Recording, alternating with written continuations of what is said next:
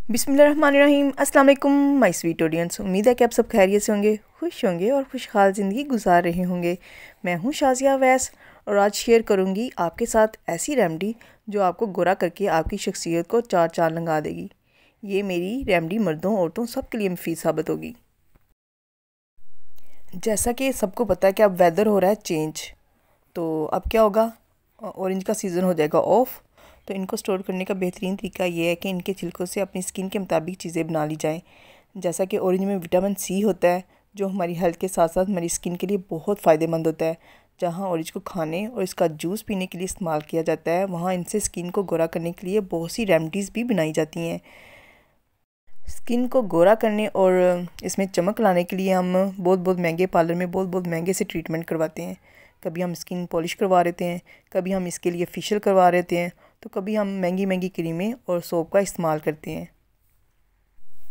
तो मैंने सोचा क्यों ना अपनी ऑडियंस का ख़र्चा बचाया जाए और ऑरेंज के छिलकों से कुछ ऐसा बनाया जाए जो हमारी स्किन को गोरा कर दे और इसमें चमक लाए, और इसके अलावा ऑफ वेदर में हम इसको इस्तेमाल कर सकें। तो ये मेरे पास 2 किन्नों के छिलके हैं जिनका हम वाइट वाला हिस्सा जो है वो रिमूव कर देंगे ताकि नीचे से ऑरेंज का छिलका जो है वो वाज़िया नज़र आना शुरू हो जाए। इसी तरह हम सारे छिलकों का जो वाइट पार्ट है वो रिमूव कर देंगे। इसको रिमूव करने के लिए आप नाइफ़ या स्पून का इस्तेमाल कर सकते हैं। अब ये मेरे पास एक सोप है, आप कोई भी सोप यूज़ कर सकते हैं। आप लक्स का ले लें, डव का ले लें, पियर का ले लें, जो आपको सूट करता है आपकी स्किन के मुताबिक आपको सही लगता है वो ले लें। और कद्दूकश के ब्रीक्स जो सुराख होते हैं वहाँ से आपने इसको ग्रेट कर लेना है। मैं आधा साबुन इस्तेमाल करते हुए इससे जो ऑरेंज का नया साबुन बनाऊंगी। ले जी, मैंने हाफ सोप को कर लिया ग्रेट। अब ऑरेंज के छिलके जो है इनको बारीक काट लूँगी ताकि जब हम इसको गर्म पानी में डालें तो ये जल्दी गल जाए।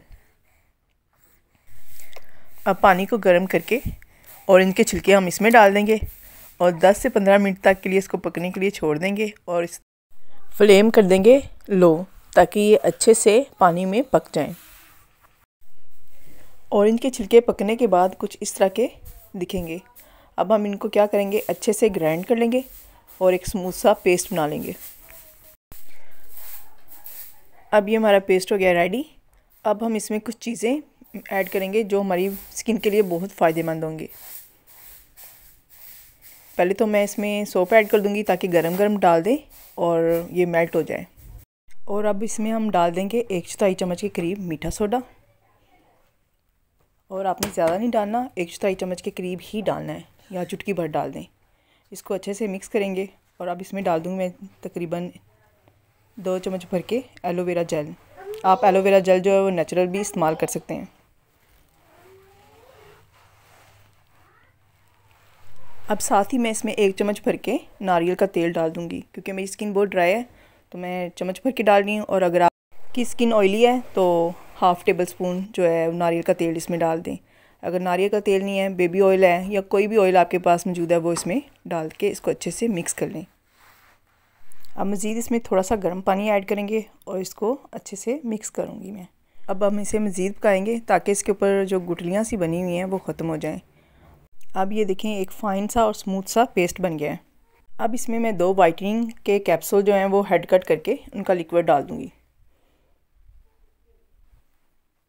जैसे कि उसका नाम ही वाइटनिंग कैप्सूल है, तो वो आपकी स्किन को वाइट करेंगे और ग्लो भी देंगे। तो आपने इसको लास्ट में डालना है, पहले नहीं डालना। अगर पहले डालेंगे तो उसका जो तसीर है वो ख़त्म हो जाएगी। अब इसको अच्छे से करेंगे मिक्स।